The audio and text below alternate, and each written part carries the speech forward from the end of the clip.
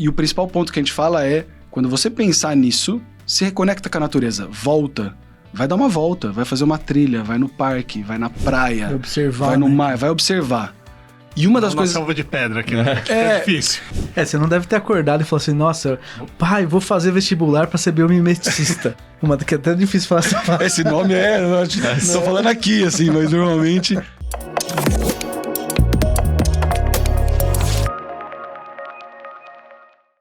Bem-vindos a mais um Stormia Talks, seu podcast sobre inovação aqui da Seguros Unimed, para compor a mesa de hoje para falar sobre biomimética. Seja bem-vindo, Thiago Fontinhas. Fala, galera, um prazer estar aqui novamente e com uma fera que vai falar pra gente aí um negócio bem diferente, gente. Fábio Nogue aqui com a gente também, mais uma vez. Oi, pessoal. Excelente aqui a gente poder aprofundar num tema que, para mim, muito sinceramente, é um tema novo e eu quero beber da fonte aqui com o Guilherme. E aí o nosso convidado célebre biomimeticista, é isso? É difícil essa palavra, hein, Gui? Seja bem-vindo. Obrigado, gente. Obrigado pelo convite. Para você que quer saber o que é biomimética e como fazer uma inovação inspirada em como a natureza funciona, acompanhe o episódio hoje. Para começar essa mesa, defina pra gente o que é biomimética. É um nome comprido, né? Meio bagunçado, mas assim, bio vem de vida e mimesis vem de imitação. Então, biomimética é justamente essa ciência. Eu posso chamar de ciência, mas também posso chamar de movimento, de filosofia.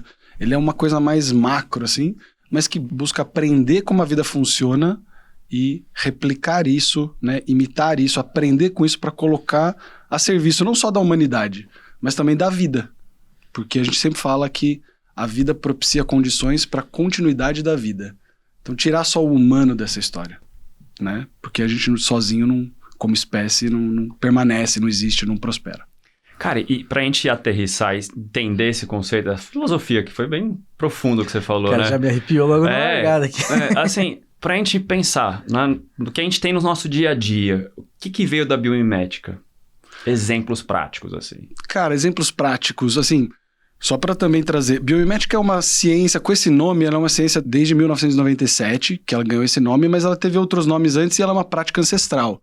Tipo, povos originários, né? Mesmo desenhos de Leonardo da Vinci, tudo isso já trazia um pouco esse aprendizado com a natureza Total.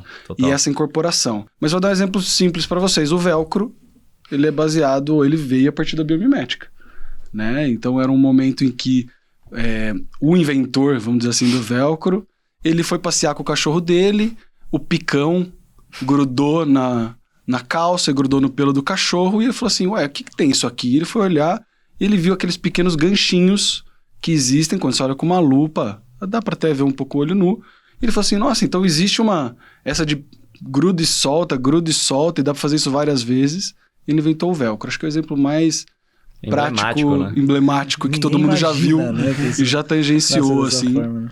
De biomimética, mas acho que tem vários outros, como formato de asas de avião, né, e versus pássaros e diferentes organismos que voam e tal. Então a gente vai vendo isso no nosso dia a dia, porque de alguma maneira a gente incorporou, foi aprendendo com isso e foi traduzindo nas nossas criações. Até o trem, né, o trem bala japonês, né, esse case famosíssimo, né, do mergulhão, né, bem legal, assim, pra galera que quer conhecer um pouquinho de biomimética, entender qual que é a relação ali dessa engenharia, da análise do material. É muito legal, né, cara? E como que a gente consegue começar a pensar em biomimética, né? Eu estou trabalhando aqui no meu dia a dia, quero inovar. Como que eu começo a ter esse mindset, né, esse pensamento de biomimética? Onde eu começo a pesquisar? Onde eu começo a estudar isso? Cara, você pode ter diferentes abordagens, assim, né? A primeira coisa que a gente fala muito é da gente se permitir se reconectar com a natureza. Mas eu vou falar até para um público que às vezes é mais corporativo e quer pensar em inovação. Primeiro é assim, qual o problema que você tem que resolver? Defina um pouco melhor quais são esses problemas. E imagina o seguinte, como a natureza resolve esse problema. Então, se você, por exemplo, tem um problema de distribuição de recursos, óbvio que você não vai fazer a pergunta para a natureza de como a natureza... distribui seus recursos. Árvore, né? Assim pode ser, mas como a natureza lucra mais, né? Ganha mais dinheiro e tal, não é por aí. Mas assim, como a natureza armazena recursos, como ela distribui recursos, como ela distribui energia, como ela capta energia. Então, se você, dependendo do ramo que você atuar, como ela se organiza em múltiplas unidades. Talvez um grande desafio para vocês, né? E como ela coordena essas atividades em múltiplas unidades de forma independente, auto-organizada, autônoma, mas até que ponto um comando central, como, por exemplo, nosso corpo funciona, né? Então, assim, como a natureza resolve 3 pontinhos. E ali está o seu problema. E você pode começar buscando isso. Tem alguns sites, você pode realmente usar a inteligência artificial hoje, que vai te dar vários exemplos. Tem um site muito interessante, mas ele está só em inglês hoje, que chama Ask Nature, que traz algumas dessas estratégias. Mas o grande e o principal ponto que a gente fala é, quando você pensar nisso, se reconecta com a natureza, volta. Vai dar uma volta, vai fazer uma trilha, vai no parque, vai na praia, Vai observar, vai no mar, vai observar. E uma das coisas... selva de pedra aqui, né? É difícil. E uma das coisas que a gente fala muito é sobre aquietar a inteligência humana. Porque a gente gosta de olhar e em 3, 2 segundos, a gente é pressionado para isso, ensinado a isso ao longo do tempo, né? De concluir rápido, ter uma resposta rápido e já partir para ação. Quando você está fazendo isso na natureza, é assim, ei, para de concluir. Observa o que está acontecendo efetivamente. Tudo, né? Sabe? Rascunhe algumas hipóteses, mas observa o que está acontecendo. Se não, você olhou a primeira coisa, já concluiu, já sai decidindo que é daquele jeito que o mundo funciona. E é um pouco do que a gente faz hoje em dia. Então, aquietar e observar. Aquieta a inteligência humana para você observar o que está acontecendo. Observou, descreveu, volta um pouco, rabisca algumas hipóteses, vai pesquisar com isso. E aí você traz realmente para discutir com outras pessoas, trabalhar de uma forma multifuncional. Tem profissionais hoje que ajudam, né? Um biomimeticista, ele ajuda a caminhar nisso, mas é sempre uma construção de múltiplas especialidades. Nunca é assim, um biólogo vai resolver tudo isso. A gente quer sentar como biomimeticista, que é esse nome comprido, a gente quer sentar com todas as áreas. A gente quer sentar com engenheiro, com designer, com marketing, com comunicação, com RH, para a gente poder discutir essas coisas de um jeito mais amplo. Agora, Guilherme, curiosidade. Como que a biomimética entrou na sua vida? Você não deve ter acordado e falado assim, nossa, pai, vou fazer vestibular para ser biomimeticista. Que é até difícil falar essa Esse nome estou falando aqui, assim, mas normalmente... Mas eu sempre tive uma ligação com biologia, né? Desde mais novo, queria fazer isso como curso, assim. E fiz biologia como formação universitária e tal, sempre gostei. Queria alguns caminhos, né? Quando a gente é criança, a gente vai para alguns caminhos adorava biologia marinha e tal, e não sei o quê. E aí fiz biologia. E depois dali, na minha carreira profissional, muitas coisas que aconteciam eu associava com fenômenos que eu tinha aprendido lá. Mas de maneira, às vezes, não consciente. Então, um exemplo que até a gente estava falando aqui atrás, né?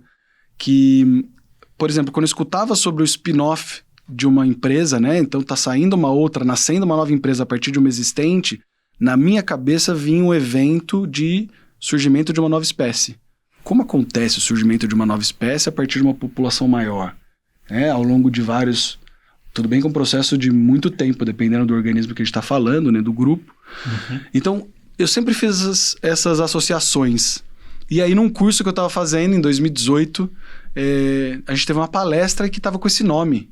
E aí eu falei assim, nossa, tem um nome para isso, tem uma ciência para isso. E aí eu comecei a mergulhar a fundo daquilo que de alguma maneira eu já fazia em pensamento, assim.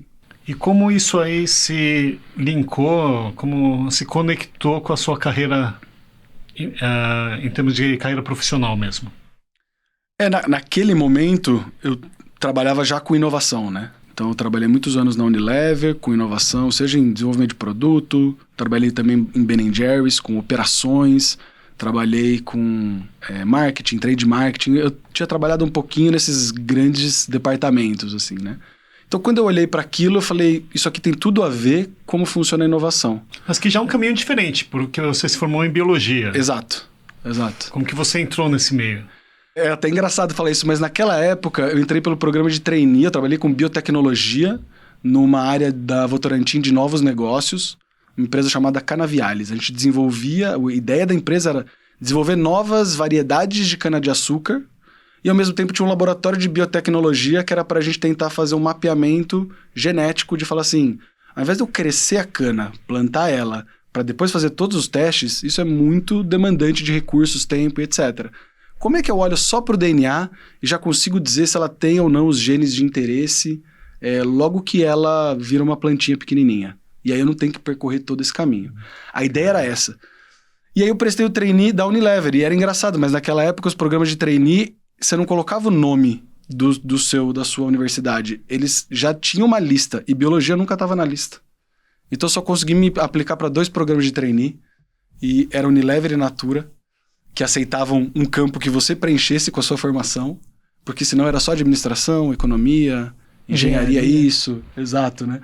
E acho que hoje já isso melhorou um pouquinho, mas naquela época foi assim. E quando eu entrei, eu acabei indo para esses outros meios, porque não tinha uma vaga só em pesquisa e desenvolvimento. Então eu entrei primeiro numa outra área e para mim foi uma coincidência super interessante para aprender mais esse sistema todo funcionando. É muito, muito legal, né? Entender que a gente sempre fala de drive de inovação, né? A gente mesmo na Seguros trabalha pelo drive do design. Mas acho que é a primeira vez que a gente está trazendo alguém que é de P&D mesmo, né? Que iniciou nesse caminho de inovação pela pesquisa e desenvolvimento, que é um modo clássico de inovar, mas que a gente até comenta, né? Que igual você falou, demora muito tempo, né? Você precisa de muita maturidade ali para soltar um produto, né? Eu queria entender um pouquinho como é que era um pouquinho dessa sua rotina também de pesquisa e desenvolvimento dentro desses lugares. Eu trabalhei em centros que eram globais de pesquisa e desenvolvimento, mas também centros regionais, assim, né? E num centro que era global, então, naquela época, tinha um centro global que ficava lá em Valinhos, aqui na Unilever, tinha umas pessoas muito experientes em tecnologias de sabonetes, assim. E era incrível ver e participar um pouco dessas provocações. Então, era muito sobre como é que as reações químicas acontecem, como é que a gente estrutura mais água, menos água, como é que esse processo acontece. Então, um centro global, dentro da Unilever, como funcionava na época, ele realmente buscava incorporar, do ponto de vista químico, básico, pensando todo, novidades. Eu lembro que teve uma época que a gente tentava, inclusive, sair de óleos comuns que você comprava e engenheirar isso em alga, ou em levedura, ou em bactéria, para quando a gente recebesse um óleo para fazer um sabonete, ele já vinha com as proporções exatas e melhores para desenvolver um melhor sabonete. Caramba. Então já tinha, em algum momento já teve até essa conversa, que hoje é mais comum isso, você trabalhar com esses organismos que a gente chama de engenheirado, mas é modificado geneticamente, né, com essa possibilidade de ele ser uma mini fábrica, que isso é outro caminho diferente de biomimética. Biomimética não considera essa manipulação da natureza, né, dos organismos naturais. Então, organismos geneticamente modificados são uma outra vertente e que na biomimética a gente pensa um pouco diferente. É uma coisa mais de imitar, né? Mímica, né? Então, o que a natureza está fazendo que eu vou espelhar nessa minha solução e não modificar a natureza para criar uma coisa. Eu acho que essa é a diferença, assim. E como você aplica hoje no dia a dia, você com consultoria, como que você faz esse processo nas empresas que você passa? Como que é chegar na empresa e falar, vamos falar de biomimética hoje? Como que você entrega isso? Eu queria abordar um pouco 2 formas que eu acho que são que as empresas têm mais interesse, assim. A primeira é o lado da inovação, propriamente dita, né? Então, as empresas hoje estão muito acostumadas a fazer processos de design thinking, né? E tem isso como, beleza, uma metodologia tradicional, eu consigo fazer isso e ela gira bem. Existe na biomimética uma metodologia, uma aproximação que chama Biomimicry Thinking, que ela funciona muito parecido com o Design Thinking, só que a diferença é a seguinte, ao invés de eu buscar, na hora de eu buscar exemplos, de eu buscar benchmarks ali, né, e outras empresas, o que elas estão fazendo pelo mundo, eu falo assim, como os organismos resolveram isso. Então a diferença é que, ao invés de buscar em 150 anos de existência da humanidade pós-revolução industrial, que é o que a gente faz quando a gente vai buscando esses exemplos, eu vou buscar em 3,8 bilhões de anos de vida. Que louco isso. E é na fase do diamante, então. Exato. Né? A parte de inovação. Na hora que você na hora que você abre um pouquinho para buscar esses exemplos, e aí realmente você vai ver como eles resolvem isso. Então o exemplo que você trouxe, Fontinhas, do trem-bala, por exemplo, eu acho que é legal contar porque fica meio claro como que é essa jornada. Não que ela tenha acontecido exatamente assim, no caso do trem-bala, que já aconteceu há algumas décadas, mas você começa entendendo um problema. Então, no caso desse trem-bala, é assim, cara, ele tá me gerando muito ruído na hora que ele entra e sai de um túnel. Realmente, o formato da frente dele era uma bala, assim, meio arredondado. Então, toda vez que ele tá entrando ou saindo de um túnel, ele gera um ruído muito grande porque ele empurra o ar. Isso gera um estrondo para as populações vizinhas. Ele fazia quase que um pistão, né? Exato, tipo um pistão. Tum. Isso era um problema. E calhou vou dizer calhou, porque essas coisas às vezes não coincidências ou não, né? Que o engenheiro que trabalhava com esse trem, ele era um observador de pássaros. E um dia ele estava olhando o martim pescador, né? Que em inglês chama kingfisher. Então eu estava olhando o martim pescador, como ele mergulha na água e como na transição de quando ele está entrando na água, você não gera um splash de água. Ele entra de uma maneira muito suave e depois o corpo inteiro dele entra, gera esse splash, ele sai e pega um peixe. Caçar, né? Provavelmente ele já chegou no objetivo, mas a entrada é muito sutil.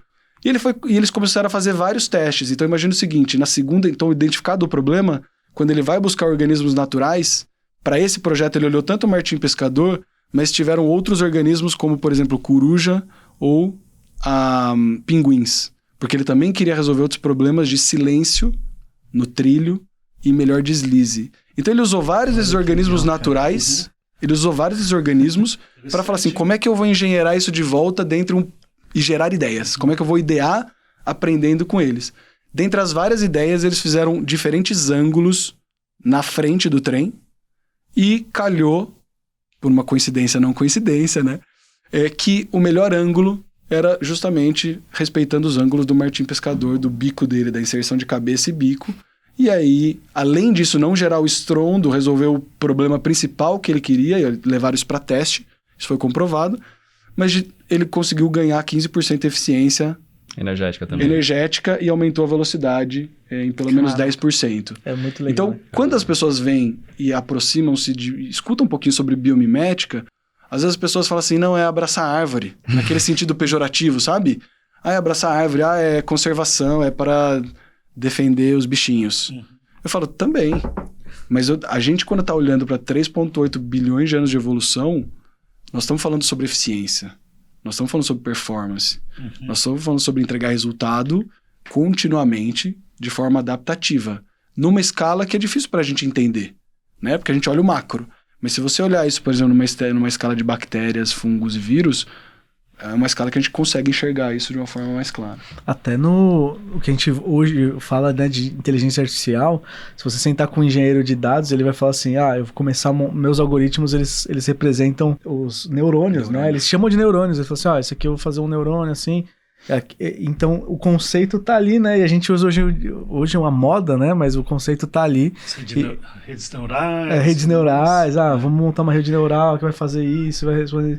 Isso é uma imitação do nosso cérebro, né, cara? Mas acho que esse é um ponto interessante da adaptabilidade, porque com a velocidade que o mundo transforma, cada vez a adaptabilidade é uma necessidade mais premente das organizações.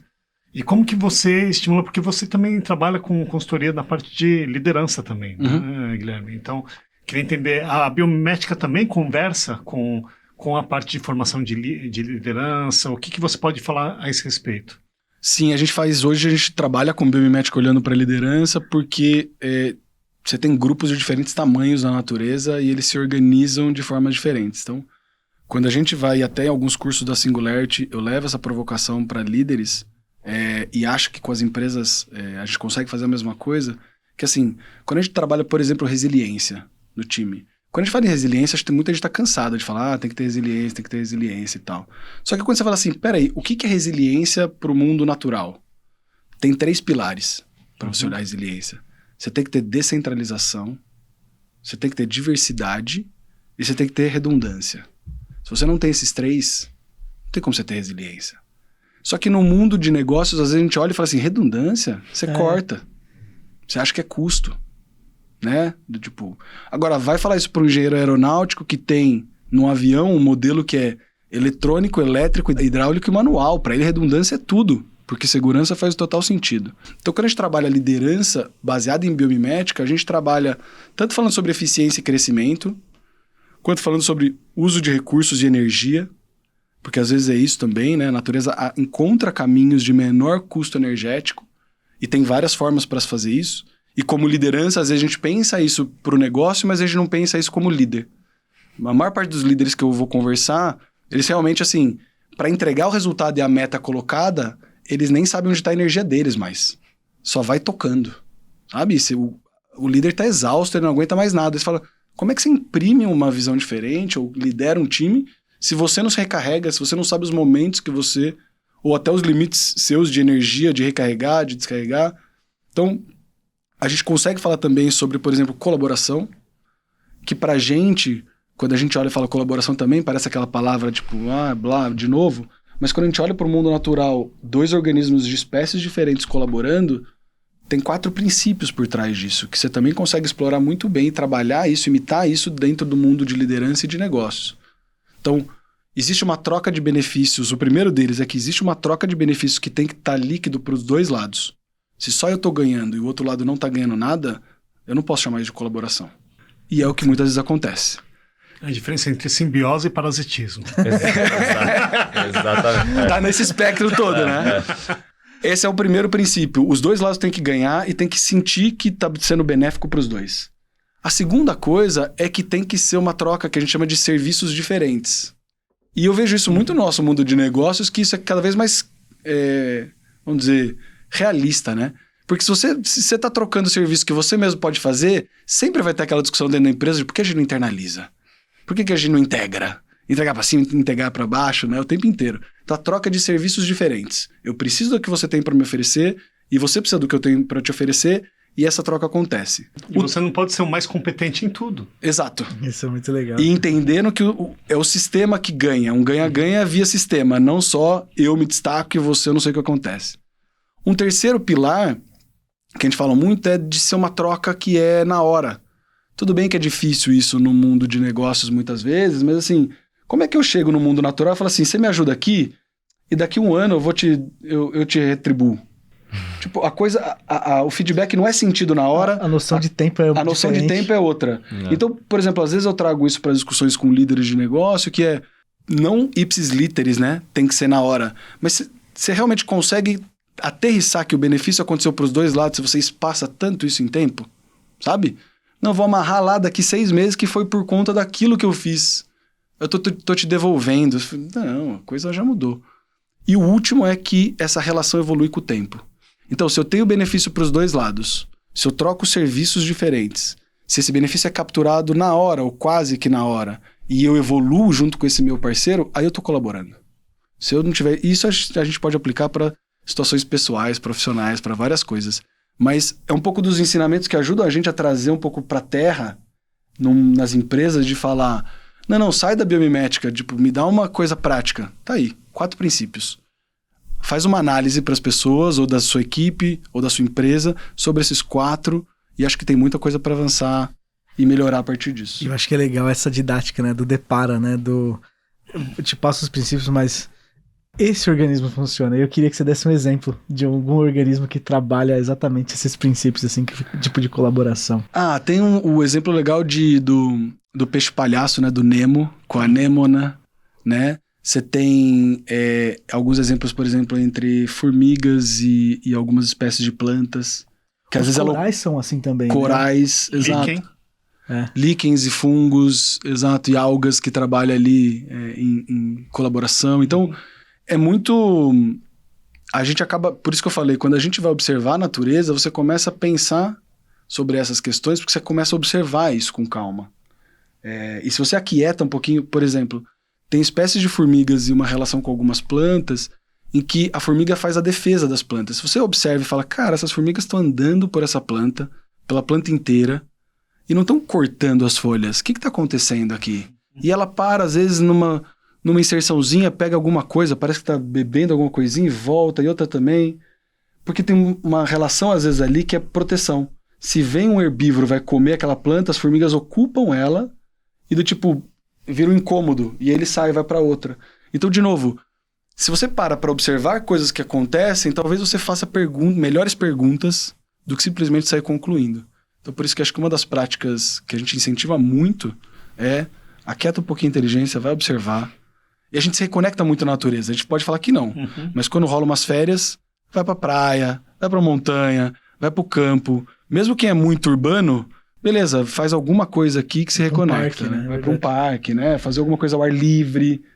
Ninguém fica só enfiado numa sala e, não, agora eu tô de férias. E fica enfiado dentro do quarto e não faz mais nada, só online.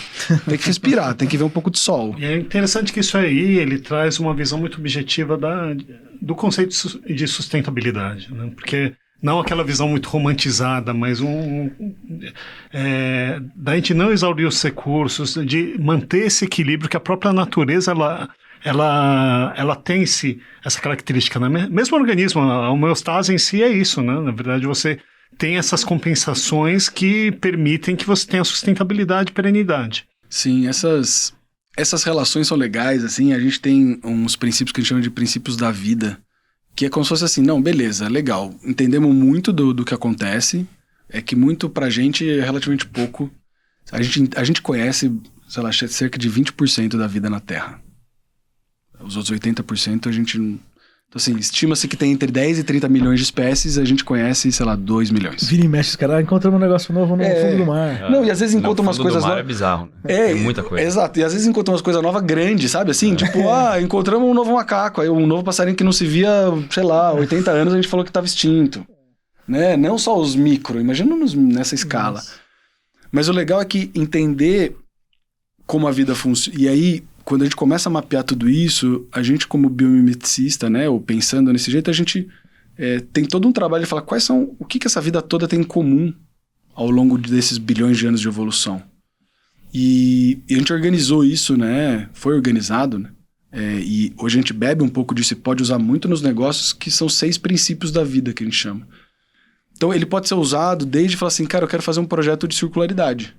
Nesse projeto eu estou respeitando esses princípios e eles são bem práticos, assim, né? Um ou outro se aplica mais, dependendo da situação, mas você consegue usar ele até como checklist. No meu departamento, na minha empresa, eu estou aplicando esses princípios ou não? E eles falam muito sobre reuso, falam muito sobre circularidade, falam muito sobre ser atento ao local. Nem sempre, a gente sabe disso nos negócios, o que funcionou na China, em Bangladesh, no Paquistão, vai funcionar no Brasil, né? A gente sabe disso. Tem muito sobre usar uma química, que a gente chama de química verde. Muitas das coisas que a gente vê, e a gente vem falando disso, assim, é tudo fruto de... Bom, em algum momento eu descarto, em algum momento eu enterro essa coisa que eu fiz. E na natureza não tem isso. Uma teia de aranha que tem mais elasticidade que o nylon, mais resistência que o aço, se você comparar igual, né, em iguais proporções, ela é feita no abdômen de uma aranha, a temperatura ambiente, e a matéria-prima é inseto que ela comeu. Então, assim, a gente precisa realmente de só altas temperaturas, só alta pressão para produzir materiais resistentes. E às vezes eu olho para isso, eu particularmente olho para isso e falo assim, a gente vai na inovação incremental, sabe? O que o outro fez, a gente já vai fazendo só um pouquinho melhor, sem parar para pensar assim, peraí, tem outra forma de fazer. Dá para eu fazer isso de forma disruptiva, dá para eu parar um pouquinho, começar numa folha em branco e falar o que eu quero desenhar ali. Cara, a gente tá aqui num sistema. O tal do sistema Unimed já tem uma biomimética, que é o cooperativismo. A gente não precisa ir muito longe. E além do cooperativismo, que outros sistemas desses a gente consegue trazer? Que a gente tá falando uma coisa que parece muito engenharia, né? Visualmente, a gente tá falando de coisa de engenharia. Você imitar a natureza e virar uma coisa. Mas no dia a dia, nas relações, principalmente quando a gente fala de liderança, o que mais a gente consegue ver ali na natureza que a gente consegue puxar pra gente, na liderança ali, aprender isso? Pensando num sistema... A gente falou muito sobre esse ponto de resiliência, né? E eu gosto de falar dessa resiliência sempre... A gente às vezes olha para uma natureza que a gente faz parte. Então acho que essa é a primeira coisa. A gente faz parte e às vezes a gente dissocia, né? A gente separa. Mas nosso sistema imunológico, por exemplo, é um bom exemplo de resiliência. Você tem os glóbulos em múltiplas unidades, espalhados e diferentes por todo o corpo. Então, quando eu penso num sistema, mesmo o sistema da Unimed ou outros sistemas, primeiro para ser resiliente, eu tenho que ter diversidade. Se a gente tem diversidade no time, a gente tem diversidade de pensamentos, de histórias de vida, de gêneros, raças, orientações sexuais e todas as pluralidades que a gente pode como Brasil, né? Origens, né? Estados e tal. Como que a gente captura isso e usa melhor? Então, pensando que isso está distribuído pelo Brasil todo, já é um bom ponto de partida para se usar a favor do próprio sistema, né? Que já é descentralizado. Eu gosto muito de provocar liderança sobre descentralização, porque às vezes a liderança fala, eu sou o cérebro da organização. E quando você olha o nosso corpo, você fala assim, algumas coisas vão para o cérebro, mas um monte nem vai. Porque se tudo fosse esperar o cérebro decidir, a resposta não era imediata. O corpo tem 2 cérebros, né? O intestino é um cérebro. É tipo aquele meme, né? Que fala, pô, tomei um analgésico aqui, como ele sabe onde tá doendo? Tipo isso. Você fala, eu tomei um remédio aqui, né? Como que ele sabe onde tá doendo? É isso, então... e eu provoco muito, assim, porque às vezes as pessoas se orgulham, né? E até num lugar de ego, de não, sou eu que decido, isso aqui eu quero que passe por mim. Só que para uma organização funcionar bem, se for respeitar grandes grupos do que a gente vê na natureza, tem uma descentralização de decisão. Tem uma autonomia nas pontas. Cada um tem uma função e exerce. É quase que é horizontal, né? Assim, né? E você vê assim... eu tive um tempo atrás com alguns CIOs e eu fiz umas discussões interessantes com eles, porque eu falei assim, é engraçado que nos softwares que vocês, as equipes de tecnologia constroem, vocês querem que as pontas, né, que quem está próximo da conexão, de receber o estímulo, resolva rápido. Então é meio assim, eles querem essa descentralização, eles querem responsividade. Só que a hora que vem para a organização, vocês falam, não, centraliza. Eu quero aqui que eu tome as decisões.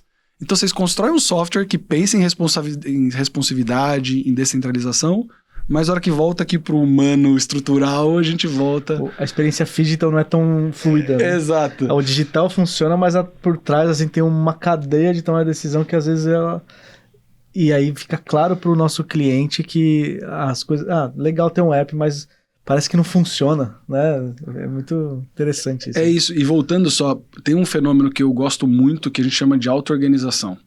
Por exemplo, grandes cardumes se movendo, grandes bandos de pássaros. Não tem alguém falando, vamos para lá, vira todo mundo. E o que acontece ali, e algumas pesquisas mostram, que são algumas regras simples.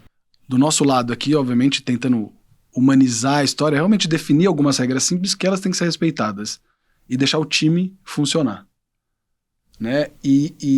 Porque, de novo, quando a gente está no nosso organismo e tem algum estímulo, seja num órgão como, sei lá, sua ponta do dedo, você botar a mão no fogo, você vai tirar, essa informação não vai pro cérebro e fala tire o dedo e depois volta, mesmo que em milissegundos, ela é muito rápida. Então, em sistemas grandes e distribuídos assim como o de vocês, acho que vale sempre uma reflexão e discussão de eu estou dando autonomia, eu estou permitindo que esse sistema se auto-organize, que essas unidades gerem também produtos e respostas do que elas precisem no lugar que ela está, ou eu estou tentando pasteurizar demais e todo mundo ter a mesma solução para tudo, para ter o controle disso. Dá para combinar algumas regras que não são violáveis entre a gente, e dentro daquelas regras, os líderes nessas pontas percebem, adaptam, entendem o que é melhor para o time ou não, produzem resultado, e óbvio que sempre discutindo, o resultado está vindo, não está vindo, por que não está vindo, as regras são suficientes. Mas eu sinto que as empresas querem ter tudo parametrizado igual, para ter, às vezes, a mesma experiência para o cliente, mas a experiência para o cliente de São Paulo não é a experiência do cliente de Belém. Não é o que ele quer, não é o que ele espera, não é o que ele gosta. Então, e um pouco dessa dificuldade, eu não estou dizendo que é simples isso, né? É complexo isso, mas eu acho que tem um pouco a ver de como é que você constrói essa relação dando liberdade, combinando um pouco regras que você não pode ultrapassar, assim. Esse é muito legal que você falou, né, de diversidade. Eu participei de um projeto uma vez numa consultoria que eu trabalhava e a gente estava fazendo um trabalho social para uma ONG de aluguel de bicicleta nas comunidades de Recife.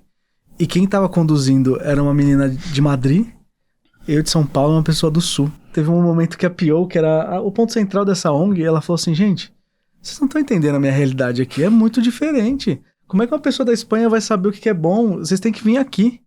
E aí a gente repensou o time, colocou uma galera, falou assim, então peraí, vamos sair todo mundo desse projeto e vamos botar o pessoal de Recife, porque aí sim, aí o projeto andou. Mas exatamente por isso, eram pessoas é legal ter essa diversidade, vou pensar, mas as pessoas não se conectavam com quem tá com o problema, todo mundo dando um monte de ideia legal. Eu falei assim, mas vocês não estão entendendo o que é uma comunidade no Recife. Eu preciso que vocês, ou vocês venham aqui, ou vocês colocam alguém que vai... Não adianta a diversidade sem conexão, né? Tem que estar conectado. Legal vocês terem a lente de vocês, mas... E o que acontece muito, acho que nesses movimentos também, foi de, vamos trazer diversidade para a empresa, mas é meio assim, a hora que traz, é assim, eu quero que você se comporte assim, tá? Eu boto você na caixinha, no quadradinho, porque assim que são as regras da empresa. Então, assim, você trouxe, mas você não tá absorvendo, explorando isso de um jeito positivo, sabe? Tô aprendendo com você. E não só diversidade geográfica, né? Diversidade de pontos de vista, assim. A gente, como brasileiro, nas periferias, nos centros, as realidades que a gente vive, a gente dá nó em pingo d'água. Então a gente traz, às vezes, pessoas que têm uma capacidade de resolver problemas incrível, só que a gente, a hora que colocou isso dentro de uma empresa grande, porque tem algumas regras, a gente não dá liberdade dela exercer isso.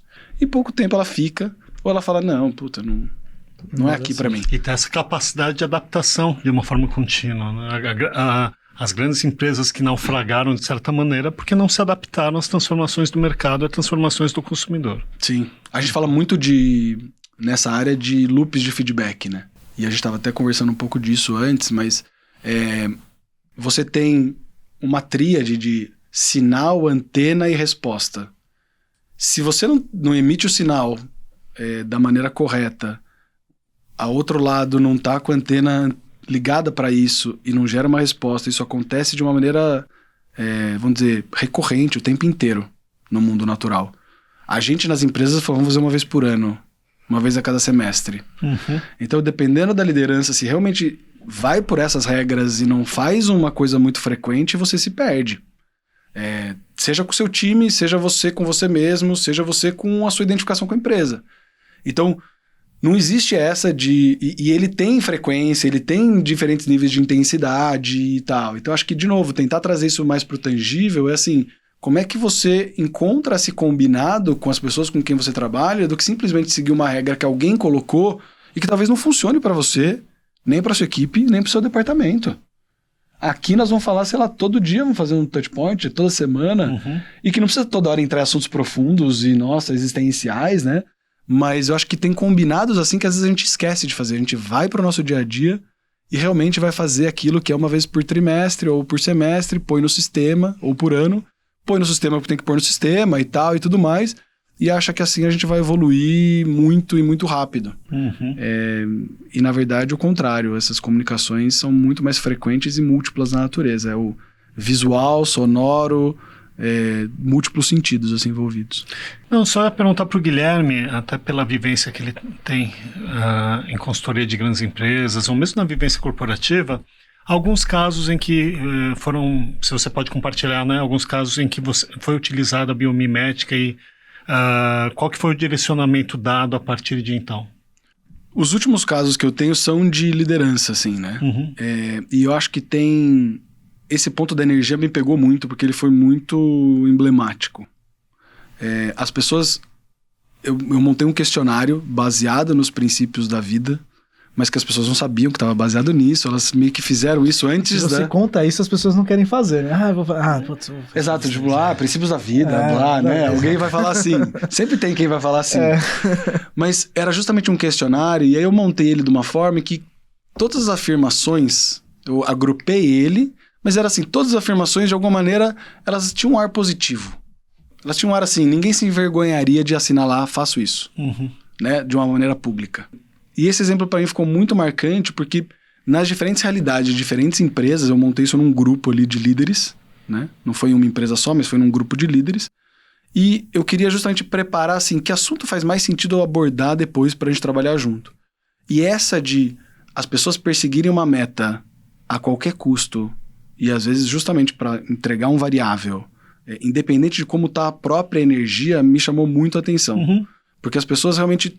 Esses líderes, eu falo assim, como é que você pode se chamar de líder e inspirar outras pessoas da sua equipe se você não presta atenção na sua energia, se você está só desgastado, que acho que também é um pouco da nossa síndrome atual, né?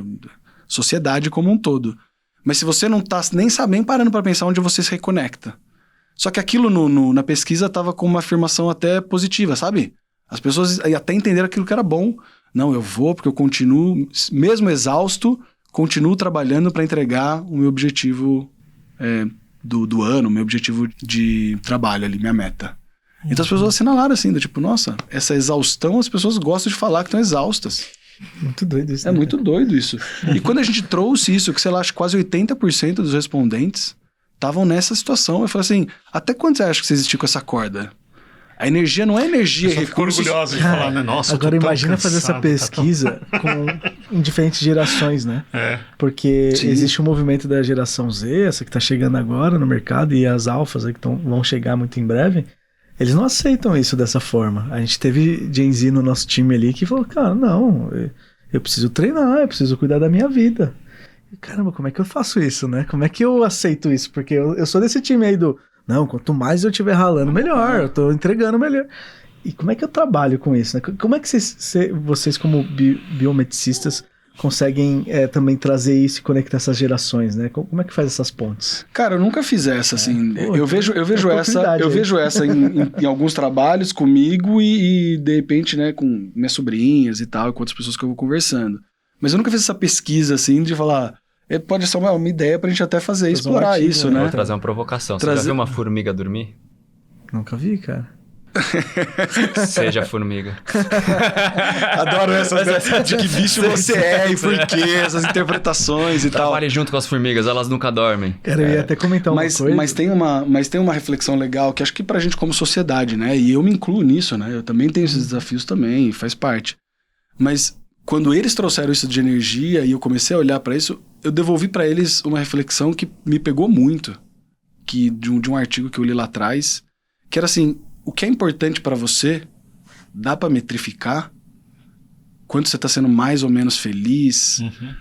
Passar horas, quantas horas, você meio que tem uma meta de quantas horas por dia você quer estar com a sua família e tal, e fica monitorando isso. Então, às vezes aquela falácia, e eu coloco dessa forma de, tudo que é importante é medido, é metrificável, é mensurável, sabe, a gente tem que dar um passo atrás para isso e pensar assim, cara, o que me preenche? Quanto tempo eu tô com os meus amigos? Quanto eu tô me reenergizando, né? Com a minha família, com os meus amigos, com aquilo que importa para mim, qualquer que seja, cada um com o seu, sem juízo de valor. Mas só ir no automático tem um tempo em que isso desmorona. Porque no fim das contas, e esse é o aprendizado que a gente tem também olhando para o mundo natural do qual a gente faz parte, é que você tem uma economia dessa energia, né? Você tem gasta, mas você repõe. Gasta, você repõe. Quem só gasta energia e não tá repondo, tá fora. Fica doente, né? Doente, eliminado. No mundo natural, esse que é o predado. Quando rola uma predação, não tem velocidade, não tem... Então, assim, só que a gente olha no mercado de trabalho e parece que isso é cultuado, né? Isso é valorizado. Então, eu acho que tem algumas métricas que a gente tem que parar um pouquinho para pensar com 3,8 bi de anos de evolução do que só com 150 anos de pós-revolução industrial. Eu ia comentar, você falou de células, como é que as células funcionam. Tem um mangá e um anime bem legal que chama Cells at Work, que eles representam, um personagem principal, se eu não me engano, ele é um glóbulo vermelho, e aí ele tá no corpinho ali e tal, e o cara é muito doentão. Ele é muito doente. E aí vem os policiais, que são os glóbulos brancos. Então, eles trouxeram de uma forma muito lúdica como é que funciona uma célula, como é que entra um vírus, e o vírus é o vilãozão. Cara, é muito legal, assim, pra quem estiver assistindo a gente, quiser entender a célula, como é que funciona o nosso corpo. Esse anime é sensacional, que é muito nerd. Tem o Moses Jones também, que é um filmão também que é nessa pegada comédia, legal. Que é legal também. E ajuda a gente a se conectar um pouquinho com a biologia, né? Todo mundo acho que já sonhou um dia ser biólogo, e não encontrou esse nicho aí, cara. Muito legal que você tem trazido pra gente. E hoje ainda no Brasil, a gente às vezes fala de biologia, as pessoas pensam assim, não, vai ser professor, vai dar aula, como ser um único caminho. E acho que tem cada vez mais essas multiplicidades de profissão, acho que tem mais espaço. Tem um exemplo que eu gosto muito, que dá um tilt na nossa cabeça de concluir e de entender as coisas, que é o exemplo da pele de tubarão. Não sei se vocês já ouviram esse. Não. Talvez pros trajes de natação. Uhum. Mas... Tem uma história que era assim, um pesquisador foi contratado pela Marinha Americana para falar assim, cara, a gente quer diminuir o nosso gasto aqui nos navios, porque gruda muita craca, gruda muita alga e diminui a gente tem que gastar mais combustível para ganhar velocidade com isso. Então a gente quer aprender se tem algum outro jeito que a natureza resolve isso. E ele foi olhar os animais, foi pesquisar, e falou assim, cara, em tartarugas você tem algumas cracas e algas que grudam, em baleias você também tem. O que às vezes é só um apoio, não quer dizer que aquilo ela tá, né, parasitando nem nada. Mas é um apoio que diminui às vezes a velocidade, pode ser crítico ou não. E ele foi olhar alguns tubarões e falou assim, cara, nada gruda aqui, né? Que doido. E ele pegou um pouco daquilo e falou, deixa eu entender qual é o padrão. E ele foi entender o padrão da pele do tubarão, que são tipo microdentículos, assim. E dentro, quando você olha cada dentículo, ele tem uma forma de vales e montanhas, assim, ele forma um padrão. E o que ele fez foi pegar esse padrão, e colocar ele numa superfície. Vou fazer isso aqui, vou imitar isso aqui, como se fosse esculpir uma superfície, mas numa escala micro e nano. E o que ele viu foi que as coisas não grudavam mais. Só que depois disso, além dessa aplicação inicial, ele começou a ver que algumas bactérias não conseguiam grudar. Não conseguiam formar um biofilme. E eles pegaram essa superfície e colocaram ela num adesivo. Porque você não sente, né? É tão pequeno que você passa a mão assim, você não sente. Então eles colocaram um adesivo. Agora imagina um adesivo e aí começaram a fazer o seguinte, coloca no celular, coloca na maçaneta, coloca na parede de uma UTI. Então, Nossa, o que quebra pra gente, assim, é desinfecção por meio de estrutura física, não por meio de produtos químicos super corrosivos, abrasivos e fortes. Então, desinfecção. Na natureza tem essas coisas, porque a gente tá tão acostumado a achar que é sempre assim e sair concluindo, que quando pararam pra olhar, então é desinfecção por conta de estrutura física. E isso, assim, cara, muda muito o jogo pra gente. Não, total. Então, e tem várias dessas descobertas para serem feitas aí. Tem essa tecnologia usando em tatame hoje de jiu-jitsu, porque tem muita gente que pega bactéria com todos emborrachados e tem gente que já perdeu perna, morreu por conta de um corte na perna e com essa bactéria entrando. E tem usado muito essa tecnologia. Ele fala assim, ele não mata, mas quando você passa o pano assim, ele limpa totalmente. Assim. É por isso, evita a adesão. E eu não sei se vocês viram, mas saiu recentemente várias companhias aéreas, acho que começou com Lufthansa, depois no Japão, e a Latam tá fazendo isso agora, de envelopar os aviões dele com o que eles estão chamando de AeroShark, que é essa tecnologia, ou esse pensamento, essa estrutura, no avião, que diminui o arrasto, diminui a resistência do vento e economiza combustível. Que legal. E ele, acho que saiu esse ano, no começo do ano. Legal. A gente tá falando um pouco de agro lá nos bastidores. E tem um preconceito, né? Com químico e biológico. Eu acho que vai muito nesse sentido. Porque a gente sempre acha que o químico que vai resolver uma bactéria, alguma coisa do tipo. E às vezes, cara, tem uma coisa muito mais simples da natureza que a gente pode aprender.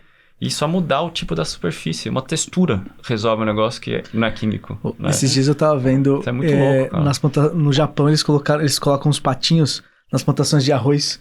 E os patos não comem o arroz e comem os bichinhos parasitas que matam o arroz. É um defensivo biológico. É um defensivo biológico. E a gente fala assim, posso botar uma bactéria. Mas, cara, eles chamam de exército de patos. E eles botam um monte de pato lá e saem comendo e equilibra aquela... Mas também tem que tomar cuidado para não botar muito e desequilibrar, né? Muito legal. Não, é um pensamento de deixar um pouco o sistema funcionar como sistema. E acho que é isso que a gente muitas vezes falha na sociedade, porque a gente pensa linear. A gente é ensinado a pensar linear. Fabril, sabe? Mas naquela fábrica, assim, entrou a matéria-prima, transformou, gerou um produto. A gente é ensinado a pensar assim, só que quando você vai olhar a forma como tudo está organizado é em sistemas com múltiplas conexões, redes, e não é só um tipo de relação com cada ponto, né? Você tem múltiplas. E a gente precisa sair um pouco disso, assim. Tanto que isso não traz essa circularidade, né? Por isso que a gente gerou esse nível de lixo que a gente tá, porque isso não foi sempre assim. No final faz o que? Não descarta. Tanto que a gente chama inovação de ecossistema de inovação, né? Como é que a gente faz conexões em rede, com startups, com todos os agentes de inovação, né? Então é bem legal, né, trazer isso. Uma outra curiosidade bacana que a gente sempre fala, no mundo do ágil a gente usa o Fibonacci, né? Mas o Fibonacci foi a proporção áurea da observação da natureza, né? De toda, como é que todas as construções, grandes arquiteturas foram feitas com base nisso, e hoje a gente usa para fazer o quê? Planning poker, né? A gente vai fazer planejamento, isso aqui é o quê? Qual que é o nível de dificuldade para essa tarefa? É 1, é 2, é 3, é 5, é 9... E a gente usa Fibonacci hoje num mundo totalmente diferente do que foi concebido, né? Bota um Nautilus aí, já fica uma imagem boa pra... Cara, eu queria fazer uma pergunta sobre o movimento no Brasil de biomimeticistas, mas no mundo, assim, quem são as referências que existem no mundo e quem que são os... onde é mais praticado esse conceito? Cara, acho que tem vários lugares no mundo, assim, eu não quero também ser... eu não conheço todos eles, assim, então também não quero fazer uma interpretação errada aqui, mas... Um dos centros que eu me baseio muito é o Centro dos Estados Unidos, que é uma instituição onde eu também me formei e fui buscar muito dessa informação, dessa capacitação, que chama um instituto chamado Biomimicry 3.8. É tanto um instituto quanto também uma consultoria, eles têm os dois braços. Eu sei que na França, o Ceballos também é uma comunidade bem forte, então você tem várias empresas e um centro que trabalha como se fosse uma cooperativa também, conectando essas empresas que divulgam biomimética. Eu sei que Japão também até tem uma escola mais forte, mas acho que pelo mundo são movimentos que crescem cada vez mais. No Brasil, a gente tem passado aí ao longo dos últimos anos, eu cheguei recentemente, né, nessa jornada, mas tem muita gente trabalhando nisso faz tempo, e tem até um documentário muito legal que saiu em 2023, que queria recomendar se vocês quiserem dar uma olhada, chama Biocêntricos, que traz um pouco disso, é um documentário brasileiro que traz ícones de biomimética, inclusive foram até o Japão para entrevistar o engenheiro que fez o trem-bala, vão para os Estados Unidos, então assim, traz alguns ícones de biomimética do Brasil ou fora, para mostrar como que é esse design pensando a vida no centro. Não só através das metodologias de biomimética, né? Mas outras também. Mas no Brasil essa é uma jornada que ela avança um pouco mais, volta, sabe? Em tentativas diferentes e tal. Hoje em dia eu faço parte de um coletivo, de um grupo, assim, que a gente está tentando justamente repensar como a gente consegue dar mais relevância, dar mais peso, né? Já tiveram algumas tentativas, então tem gente com muito mais estrada que já pavimentou, né? Não vou falar pavimentou, porque aí também não, né? Mas tem gente com muito mais estrada que já trilhou esse caminho até agora, e eu cheguei recentemente também para ajudar mais isso, mas claramente é uma ciência que pode expandir muito o uso no Brasil. E uma das discussões que a gente tem é justamente isso. Como é que a gente incorpora isso no ensino? Como é que isso pode ser uma disciplina a ser praticada mais? Como é que a gente facilita mais a digestão desses conteúdos, né? Igual a gente está fazendo aqui, tangibiliza mais para os grandes desafios das empresas e tal, para que ela possa ser mais usada, mais aprendida, e aí, de novo, nesse pensamento colaborativo de ganha-ganha. É um ganha para a sociedade, é um ganha para essa comunidade, para as outras também, que a gente tem como país, não só como sede de COP30, mas pensando na nossa biodiversidade, nos nossos biomas, a gente tem um potencial incrível que a gente hoje não aprende o suficiente sobre. Nossa, investir em educação me lembra muito o Crepaldi falando, né? De como é que os bancos resolveram os problemas de cheque sem... Não, cheque sem fundo. Que é outro biólogo, né? Ele é biólogo. Veterinário. Você vê que as biológicas meio malucas ali, né? E um dia a gente discutindo sobre fraude em seguros e tal, ele falou assim, cara, os bancos no passado eles fizeram parcerias com o Gibi e tava lá nos quadrinhos lá, o pai chegava e falava assim, recebi um cheque sem fundo, e eles tratavam aqueles temas para as crianças aprenderem. Então a gente foi crescendo, sendo doutrinado sem saber. A gente foi doutrinado pela Turma da Mônica. Isso é muito legal, né? Pegar, por exemplo, a gente tava falando, né, eu tenho uma filha pequena, começar a ensinar isso desde pequeno, né? As escolas hoje têm trabalhado muito os modelos colaborativos, mas tem escolas naturalistas, né? Começar a ensinar isso é um ganho muito bom, assim, porque na prática essas pessoas vão chegar no mercado de trabalho e vão fazer a diferença, vão pensar diferente do que a gente pensa, né? Acho que isso é um movimento bem legal mesmo. E aí, se vocês tiverem essa oportunidade, eu recomendo, até para quem está assistindo a gente, vá fazer essa observação, essa caminhada, essa trilha, tal, com uma criança. As perguntas e os pensamentos que eles são muito mais genuínos e, vamos dizer, sem muito julgamento prévio, né? Então, você que tem filha e tal, a gente tem filho, sabe, tudo é por quê, e te provoca a pensar por quê mesmo, porque assim, por que isso é assim? Você fala, pô, não sei, mas... Por que essa lisa, por que será? Sabe? Você pega uma folha que é lisa, grande, tem uma cera por cima e tal, e dura... E a outra tem os pelinhos, e bem molinha, e menorzinha, comprida. Cores diferentes. Cores diferentes. Uma tem um vermelho, outra tem um som verde. Uma tem umas nervuras de um jeito, outra do outro. Então, assim, ir fazer essa caminhada com criança é incrível, porque ela te faz umas perguntas que às vezes você nem imaginou, e ela faz umas conexões incríveis. Então, toda vez que a gente vai falar também de biomimética, eu particularmente, toda vez que eu vou falar disso para uma empresa, um dos primeiros slides que eu uso, assim, quando tem, é justamente assim, traga a curiosidade de uma criança de volta. A gente aprendeu a aquietar esse lado, porque a gente quer parecer adulto, executivo, performático e tal, então assim, a gente já, vai dali. Mas às vezes aquelas perguntas básicas são as que mais destravam melhores conversas, assim.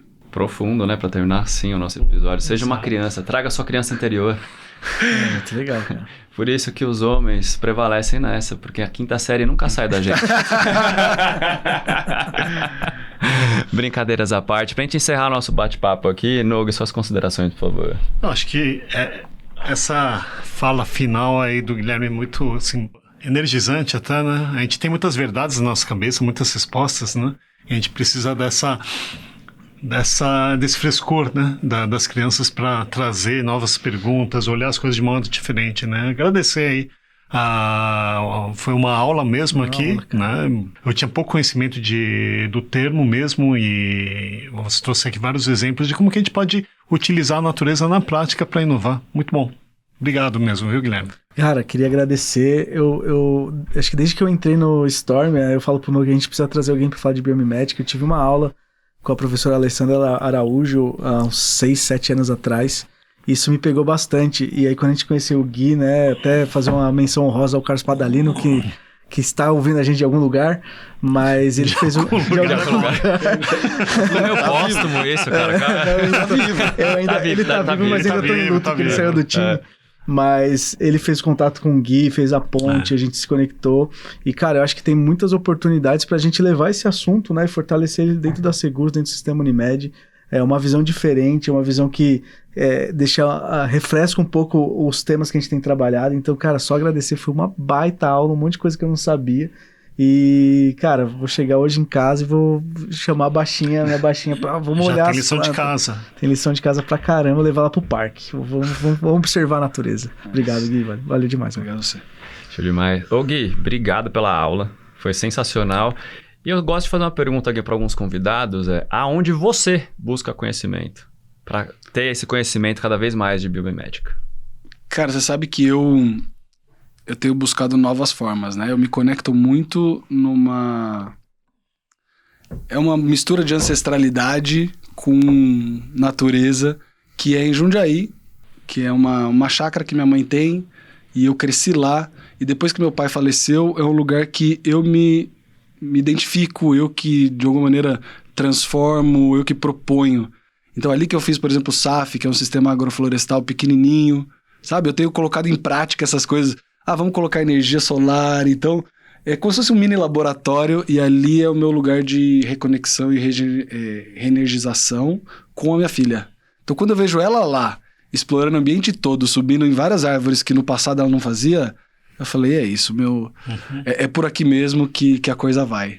E Gui, faz um jabá aí, cara. Como é que a gente te encontra? Se alguma empresa quiser falar com você, total. Fala da sua empresa. Não, total. Primeiro, só para também agradecer vocês pelo espaço. Eu acho que pra gente é fundamental a gente falar dessa disciplina, dessa filosofia de biomimética, porque a gente precisa realmente transformar a situação que a gente está no mundo e simplesmente fazendo as mesmas coisas que a gente vem fazendo nos últimos 100, 150 anos, de forma incremental, sem parar para pensar como isso aconteceu e evoluiu ao longo de bilhões de anos, faz um pouco essa referência. 3,8 bilhões de anos de existência da vida e nossa espécie está aqui há 300 mil anos. Por que a gente acha que só a gente tem as respostas? Ou as múltiplas possíveis respostas, né? Porque a gente não pergunta para quem é mais experiente no assunto. E eu, como comecei uma empresa chamada Iandé, que Iandé vem do Tupi-Guarani por uma referência, por uma reverência aos povos originários e ao Brasil, e em Tupi-Guarani Iandé significa juntos, porque é a forma como eu acredito que a gente vai realmente conseguir transformar a nossa sociedade como a gente vai. Então nas redes eu tô como iandé.bio, então quem quiser me seguir lá, à vontade. Eu sou Gui_Genari, então também quem quiser me seguir lá, e me encontra tanto pelo LinkedIn, ou pelo meu WhatsApp, pelo Linktree.